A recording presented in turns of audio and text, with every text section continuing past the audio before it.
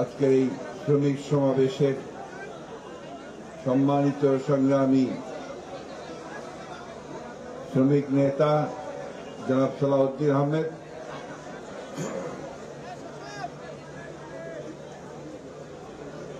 আজকে এই সমাবেশে উপস্থিত আছেন আমাদের বাংলাদেশের রাজনীতিতে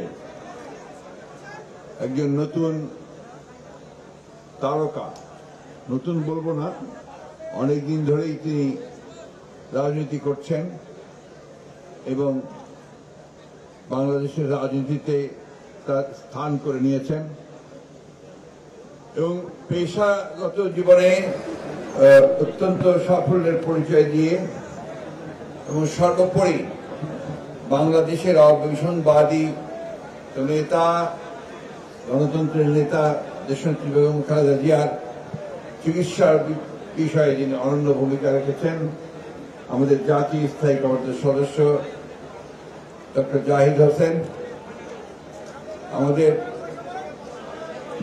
কেন্দ্রীয় নেতৃবৃন্দ, এখানে আমাদের সঙ্গে উপস্থিত আছেন দেশনেত্রী বেগম খালেদা জিয়ার বিশেষ সহকারী শিমুল বিশ্বাস সহ কেন্দ্রীয় নেতৃবৃন্দ এবং এখানে কেন্দ্রীয় শ্রমিক নেতৃবৃন্দ, গাজীপুর জেলা মহানগরের বিএনপি অঙ্গ সংগঠনের সময় নেতৃবৃন্দ, শ্রমিক দলের নেতৃবৃন্দ এবং গাজীপুরের এই অঞ্চলের বিশেষ করে কালিয়াকৈর এবং আপনার এই আশুলিয়া কোলাবাড়ি এলাকার প্রিয় শ্রমিক ভাই ও বোনের আসসালামু আলাইকুম। আমরা আজকে একটা বিশেষ প্রয়োজনে আপনাদের সামনে এসেছি। আমরা এখানে কোনো জনসভা করতে আসিনি। আজকে আমরা দেশের একটা অত্যন্ত গুরুত্বপূর্ণ সময়ে আপনাদের কাছে একটা কথা বলতে এসেছি। সেই কথাটা হচ্ছে যে আপনারা সবাই জানেন, আমরা সবাই জানি যে আমরা দীর্ঘ 14-15 বছর ধরে সংগ্রামের পরে আমরা এই দুঃশাসন থেকে, ফ্যাসিবাদের হাত থেকে মুক্তি পেয়েছি, তাই না? হাসিনা থেকে মুক্তি পেয়েছি আমরা। খুশি হন নাই? সবাই খুশি হয়েছেন? জোর পাওয়া যায় না, কথায় জোর নাই।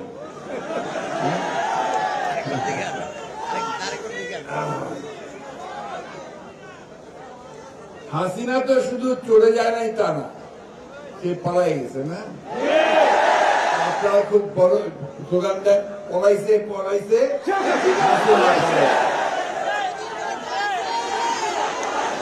কেন কেন এই স্লোগানটা কেন দেন আপনার? এই প্লিজ,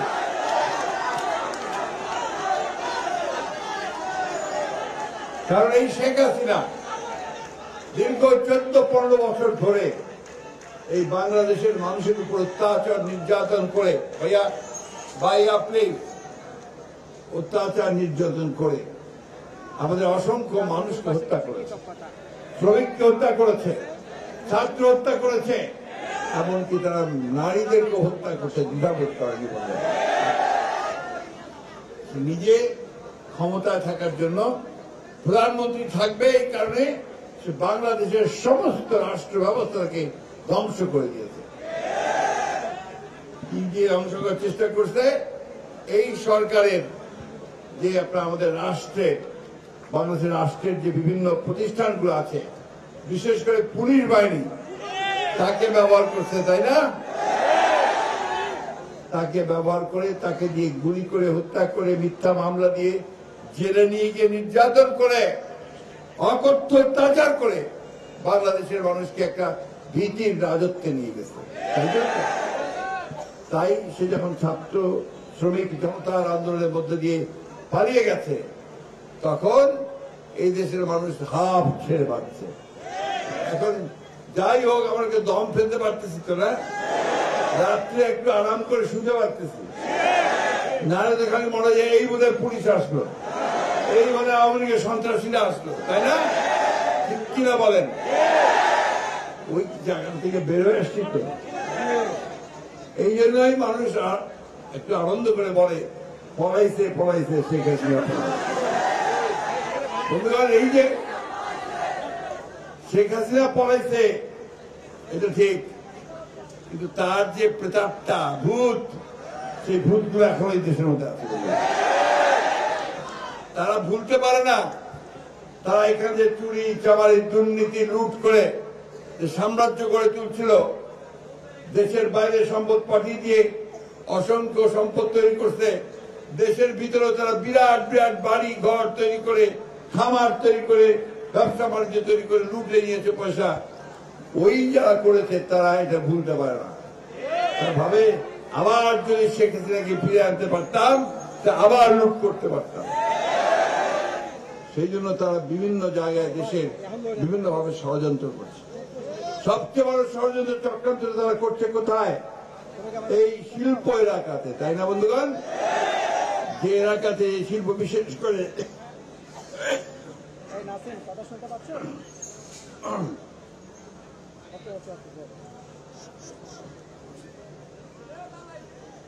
করে আমাদের যে পোশাক শিল্প, আমাদের মা বোনেরা যে গার্মেন্টস ফ্যাক্টরিতে কাজ করে না, করে তো আমাদের ছেলেরাও করে, অনেক ছেলে। আমি আপনাদের একটা হিসাব দেব, এটা একটু আপনাদের জানতে হবে, সরকার জানেন তাও জানার চেষ্টা করেন। আমাদের 2023 সালে বাংলাদেশ থেকে আমরা যত রপ্তানি করেছি তার মধ্যে শতকরা 85% এসেছে আপনার এই পোশাক খাত থেকে, এবং এই পোশাক খাত থেকে আমাদের আয় হয়েছে $47.38 বিলিয়ন, অর্থাৎ বাংলাদেশি টাকাতে 5,66,73,000 টাকা, 73,000 কোটি টাকা। অর্থাৎ এইটাই হচ্ছে মূল আমাদের যে আয়, বাইরের থেকে যে ডলার আমরা আয় করি। এই ডলারটা কেন লাগে? এই ডলারটা দরকার হয় আমরা যে আপনার বিভিন্ন চাল ডাল তেল লবণ তরকারি যন্ত্রপাতি বিভিন্ন জিনিস যে আমদানি করি, বিদেশ থেকে নিয়ে আসি, এটা পয়সা শোধ করতে হয় ডলার থেকে। এটা যার যত বেশি থাকে, রিজার্ভে থাকে, সেই অর্থনীতি তত শক্তিশালী হয়। তার প্রধান খাত হচ্ছে আপনার এই গার্মেন্টস ফ্যাক্টরি, গার্মেন্টস থেকে আমরা সেটা পাই। আমাদের প্রায় 50,17,652 জন শ্রমিক এখানে কাজ করে। 50,17,652 জন শ্রমিক।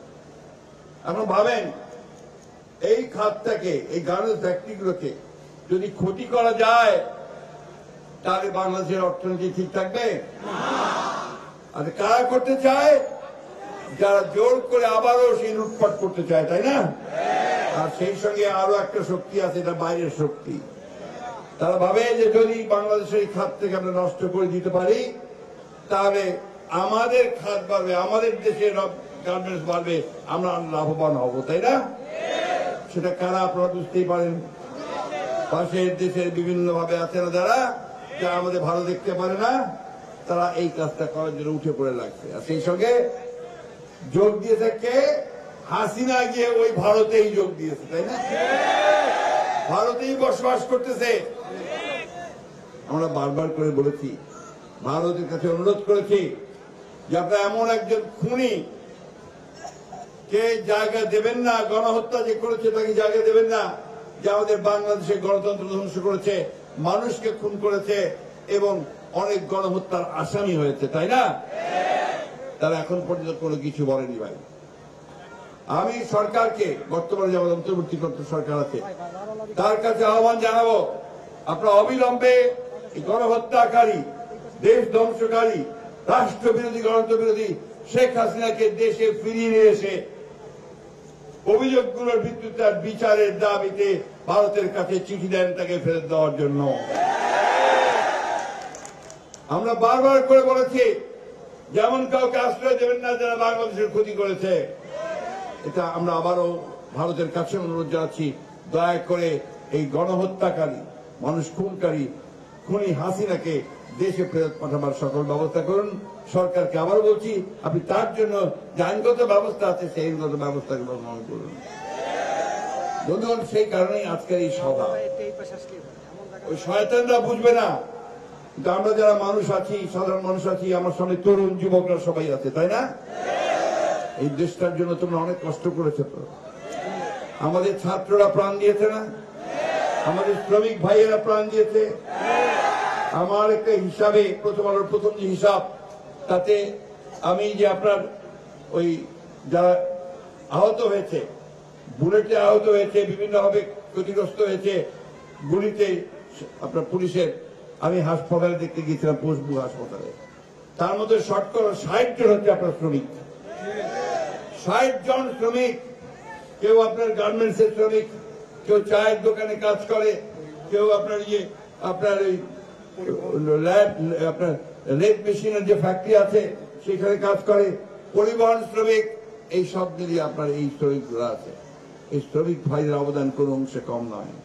আমি কাউকে এখানে ছোট বড় করে দেখতে চাই না, কি সত্য কথা হচ্ছে এটা, আজকে বাংলাদেশের সমগ্র মানুষের ত্যাগ তিতিক্ষার বিনিময়ে, তাদের রক্তের বিনিময়ে আজকে এই আমরা হাসিনা মুক্ত হতে পেরেছি, ফ্যাসিবাদ মুক্ত হতে পেরেছি।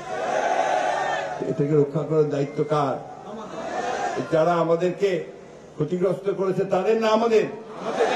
আমাদেরকে এটা রক্ষা করতে হবে বন্ধুগণ। সেই জন্য যখন প্রথম গোলযোগ শুরু হয়েছে, আমরা আমাদের আপনাদের এখানকার বিএনপি নেতা আছেন, শ্রমিক নেতা আছেন, তাদের সকলকে অনুরোধ করেছি যে আপনারা অবিলম্বে আপনারা এই এলাকাগুলোতে যান, শ্রমিক ভাইদেরকে নিয়ে, আমাদের বিএনপি নেতা কর্মীদের নিয়ে সেই জায়গায় আপনারা অবশ্যই একটা রক্ষা বোধ তৈরি করেন, যেন কেউ কোনো ক্ষতি করতে না পারে। বন্ধুগণ, স্বাধীনতা অর্জন করা যেমন একটা বিরাট কাজ, তেমনি এটাকে রক্ষা করাও একটা বিরাট কাজ। মাফ করবেন, আমার বয়সও হয়ে গেছে, শরীরটা ভালো না।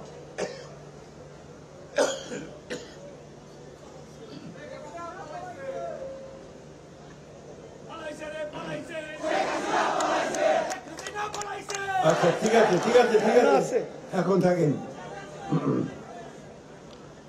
বন্ধুগণ, আপনারা জানেন যে নতুন সরকার আমাদের প্রফেসর ইউনূস সাহেবের নেতৃত্বে করতে হয়েছে। প্রফেসর ইউনূস সাহেবকে তো আপনারা চেনেন না? বিরাট মানুষ, নোবেল পুরস্কার পাইছে, তাই না? সারা পৃথিবীর মানুষ তাকে খুব শ্রদ্ধা করে, এবং এই গরিব মানুষের জন্য তিনি অনেক কাজ করেছেন, কথা বলেছেন। তার গ্রামীণ ব্যাংক, তার এই সাধারণ মানুষের জন্য যে মাইক্রো ক্রেডিট, সব মিলিয়ে তিনি গোটা পৃথিবীর মানুষের কাছে খুবই একজন শ্রদ্ধেয় মানুষ। তিনি দেশের কয়েকজন বিশিষ্ট ব্যক্তিকে নিয়ে একটা সরকার গঠন করেছেন। আমরা এটাকে বলছি অন্তর্বর্তীকালীন সরকার, তাই তো? এই অন্তর্বর্তীকালীন সরকারকে আমরা দায়িত্ব দিয়েছি যে আপনারা খুব অল্প সময়ের মধ্যে এই যে আওয়ামী লীগ যে জঞ্জাল সৃষ্টি করেছে 15-16 বছরে, এই জঞ্জালগুলোকে দূর করে দিয়ে একটা পরিবেশ তৈরি করেন যেখানে সমস্ত রাজনৈতিক দলগুলো তারা একটা নির্বাচন করতে পারবে এবং অবাধ সুষ্ঠু নির্বাচন হবে।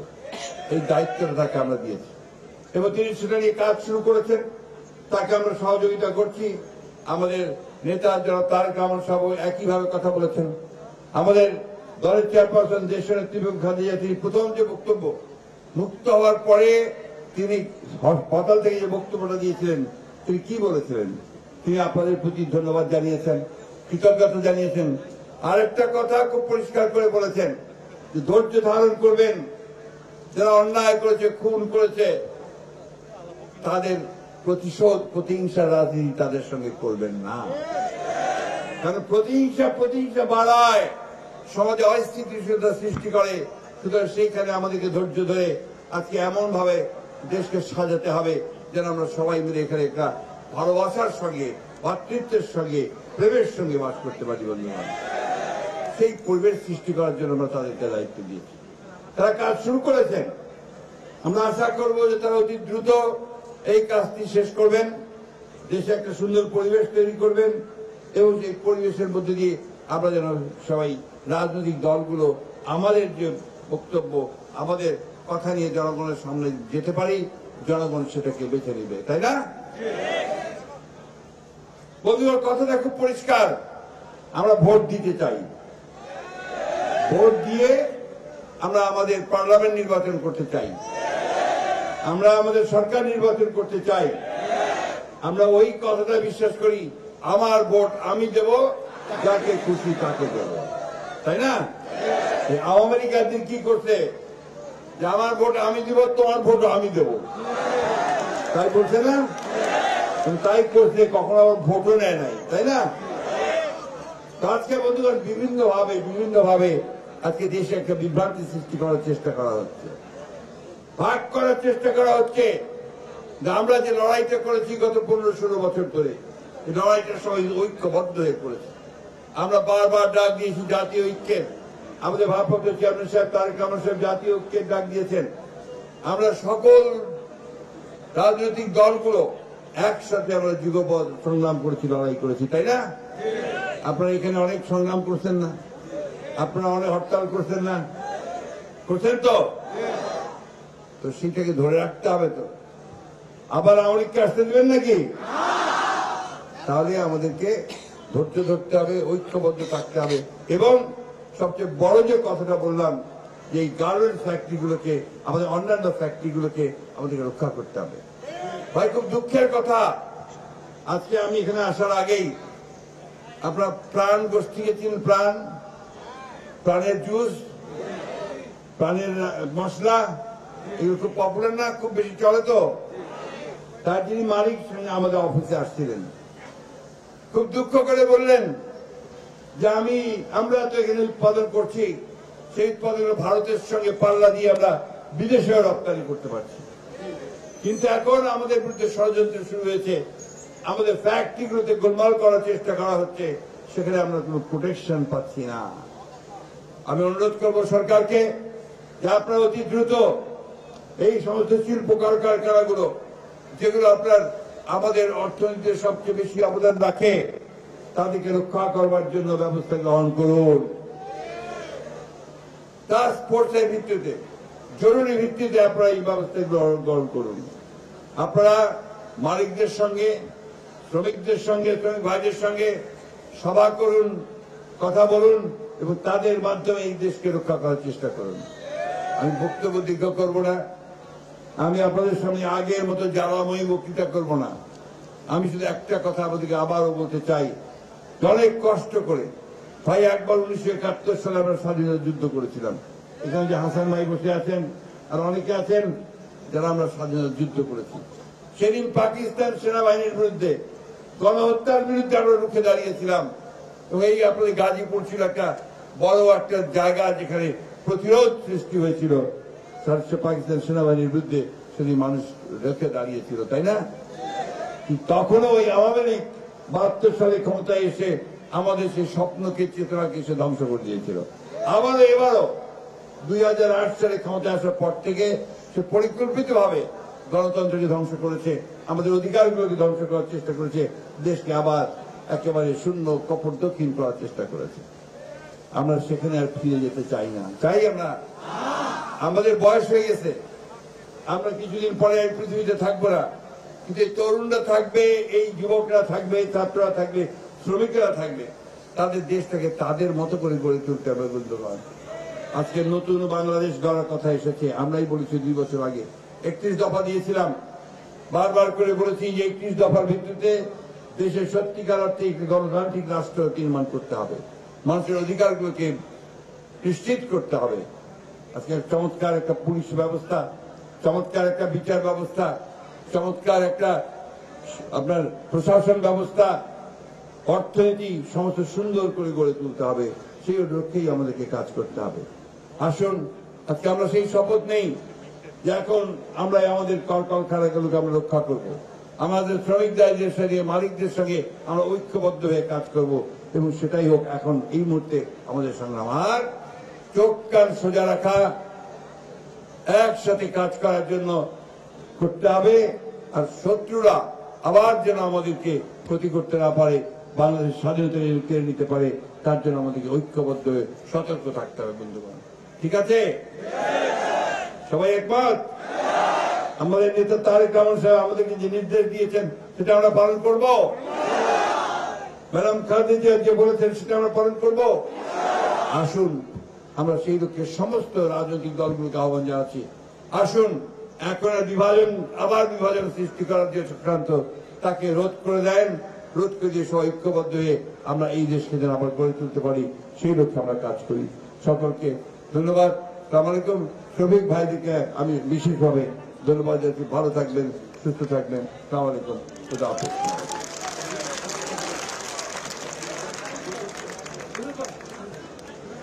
সম্মানিত নেতৃবৃন্দ, প্রিয় উপস্থিতি, আমাদের আয়োজন কমিটির পক্ষ থেকে ছোটখাটো ভুল ত্রুটির জন্য ক্ষমা চেয়ে আজকের এই অনুষ্ঠান সফল করার জন্য সভাপতির অনুমতি ক্রমে সমাপ্তি ঘোষণা করা হলো। ধন্যবাদ। আসসালামু আলাইকুম।